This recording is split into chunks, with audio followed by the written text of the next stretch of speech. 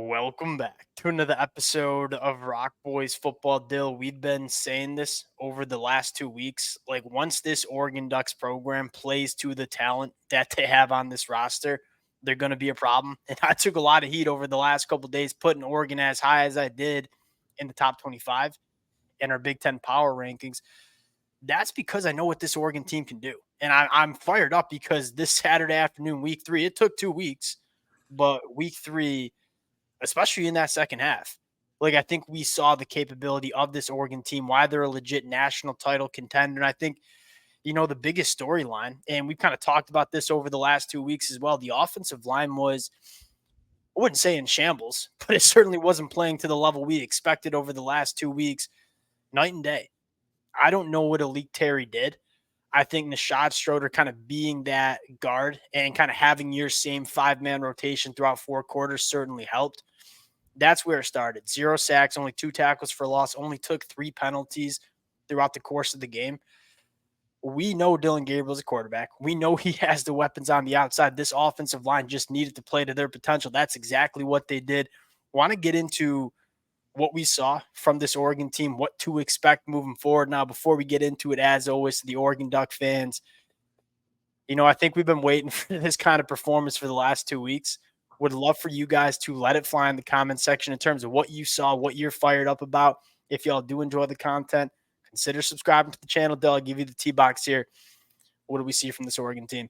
I mean, I think you said it. This was the offensive line we were expecting to see all year. And I think that's where it frankly started. And I thought Jordan James played his best football too. I thought there was a little bit left to be desired from that running back position. Frankly, I think the offensive line, as they deserved, was taking a fair amount of the brunt.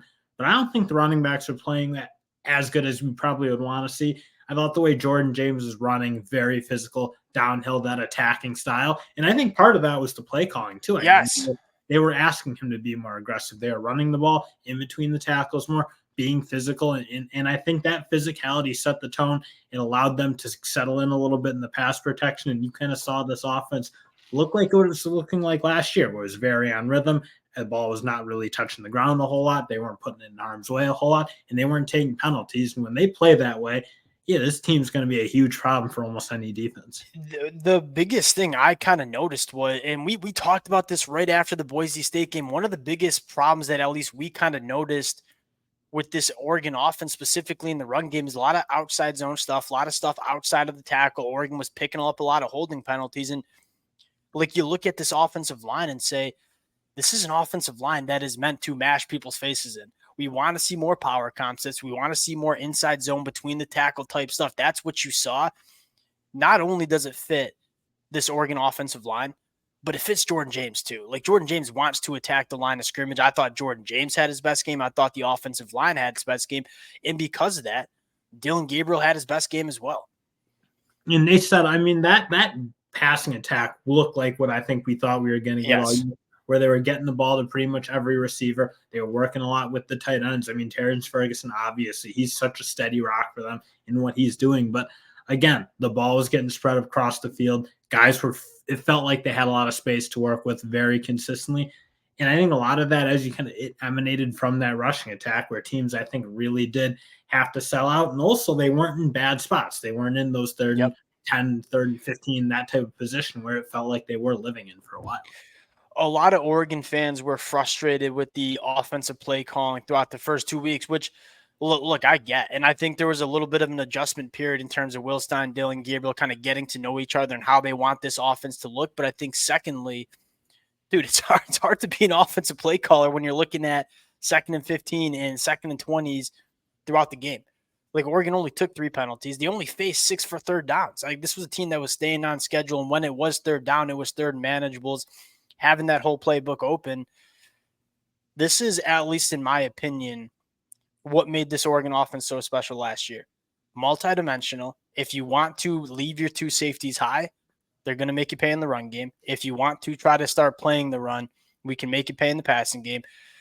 I thought it was a brilliant performance, kind of what we expected from this Oregon offense, although it just took the tough part. I know we're getting up here all hyped about it, but I think that's frankly what I think we were all kind of expecting this. It was what they had last year. Yeah. I think they added a little bit more firepower. Dillon Gabriel, you felt like could come in and do a lot of what Bo Nix was doing. And today kind of proved that that's really what they should look like. And again, you got to hope moving forward, this just kind of comes to standard because it really should be. There's no reason this team should never be able to play this way against almost any team because, again, they don't really lack anywhere. Their offensive line should be able to hang with anybody. Their skill positions are obviously great, and Dillon Gabriel's played college football for forever at a pretty high level. So there's just nothing they should be giving up. So again, if they just play clean and do their thing, I don't see why this shouldn't just be the standard performance. Yeah, and this is kind of why we left Oregon as high as we did, because I think we both knew like this is what this Oregon team can be, and we kind of figured, hey, look, Dan Lanning is going to figure it out. I don't know if it'll be week 3, week 4, week 5. You're kind of hoping it comes kind of sooner rather than later, but this was,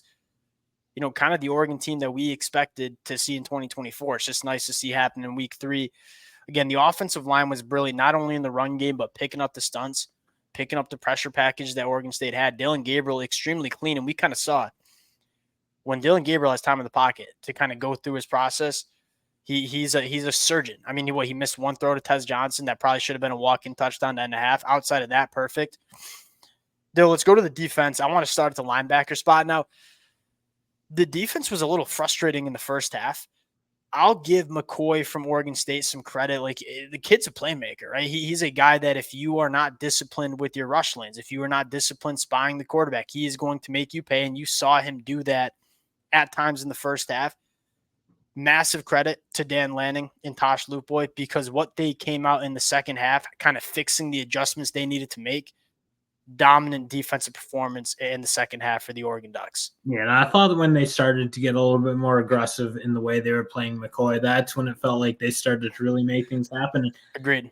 There's an element at Oregon probably should look like that a little bit more, because I love what they have at that corner spot. I think that's what you really got to see is when you leave your corners out there, they can play man coverage at a really high level. So I think I'd like to probably see this defense into leaning into a bit more attacking, a bit more aggressive, and believe in guys like Jabbar Muhammad, Dante Manning, and the rest of that cornerback group to just make things happen, because it's a really good crew they have. The secondary performance was, I thought, incredible. Like I'm trying to read 22 of 34 for Oregon State passing.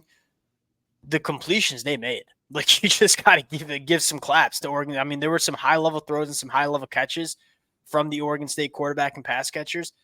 There were not a lot of throwing windows for Oregon State to get after, specifically in the second half. And I think you make a really good point. Like, when you have cornerbacks that are as talented as Oregon has and as playing as good as they are, you can start getting aggressive in terms of what your front seven is going to be doing in terms of stopping the run, in terms of getting after the passer.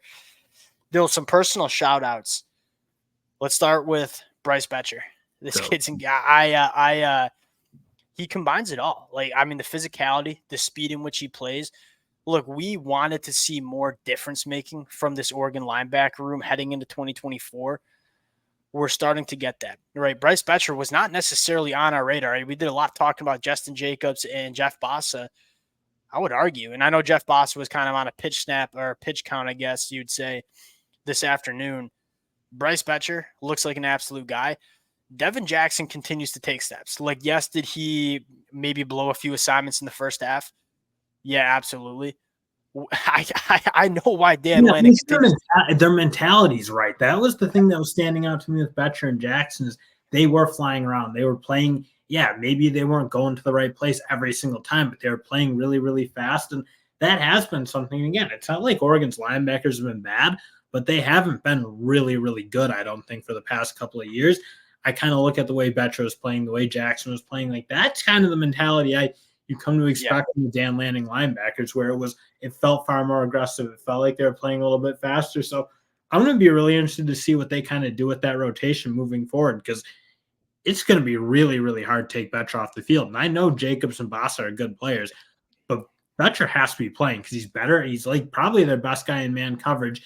And he's physically, he plays that attacking style. So I don't know. His feel in coverage is, I don't know if it's because he plays center field on the baseball field. I don't know what it is, but he's got such good feel in terms of reading quarterback's eyes and getting his hands on footballs and coverage.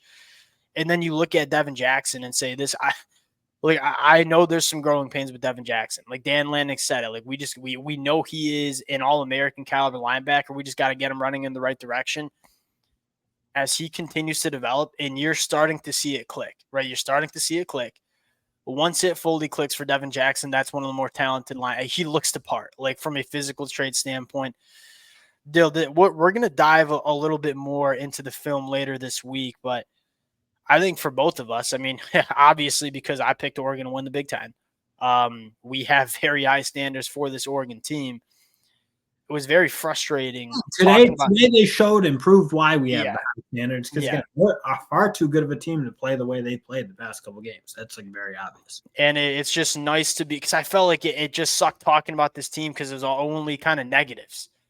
Now we get to spend the week talking about what Oregon did well, which I'm fired up to do. The Oregon fans, again, y'all continue to show a ton of support to the boys. Appreciate you guys. If y'all do enjoy the content, consider subscribing to the channel. Appreciate y'all, and we'll talk to you guys later.